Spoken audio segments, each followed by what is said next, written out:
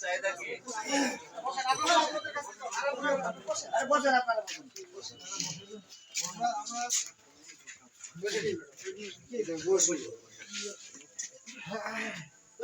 যেহেতু আমরা সবাই মুসলমান, আমাদের রাষ্ট্রের 90-95% লোক কি মুসলমান, তাহলে আমাদের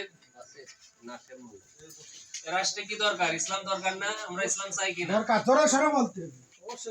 ঠিক আছে, যদি ইসলাম চেয়ে থাকি তাহলে কি করতে হবে? যারা ইসলাম চায়, যারা ইসলাম প্রতিষ্ঠা করতে চায়, যারা কোরআনকে সংবিধান করতে চায়, তাদেরকে কি করতে হবে? সমর্থন করতে হবে, সহযোগিতা করতে হবে। আর এই কোরআন দ্বারা একটা রাষ্ট্র প্রতিষ্ঠিত হলে সেই রাষ্ট্র কি হবে? কল্যাণ রাষ্ট্র হবে। আর সেই কল্যাণ রাষ্ট্রে কি হবে? ঘুষ, দুর্নীতি, চাঁদাবাজি, রাহাজানি, মারামারি, কাটাকাটি এগুলো কি হবে? বন্ধ হয়ে যাবে। চুরি ডাকাতি এগুলো থাকবে না, যার মাধ্যমে সমাজে শান্তি প্রতিষ্ঠিত হবে। এরকম একটি সমাজ আপনারা চান কিনা? আর যদি এটা চেয়ে থাকেন তাহলে কি করতে হবে? যারা ইসলাম চায় তাদেরকে সহযোগিতা করতে হবে। বাংলাদেশ জামাত ইসলামী এমন একটি সমাজ রাষ্ট্র প্রতিষ্ঠা করতে চাই। এই জন্য আমরা আপনাদের কি চাই? সহযোগিতা চাই।